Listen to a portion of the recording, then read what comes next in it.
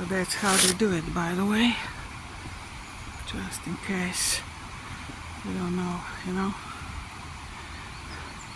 Almost every day, day and night, some dirty smoke in the air from all sides, from all kinds of sources, also from above, as you see it, you know, from the planes, because that's how they pollute the air, and that's how they control people and make us go crazy, make them go crazy and mad and aggressive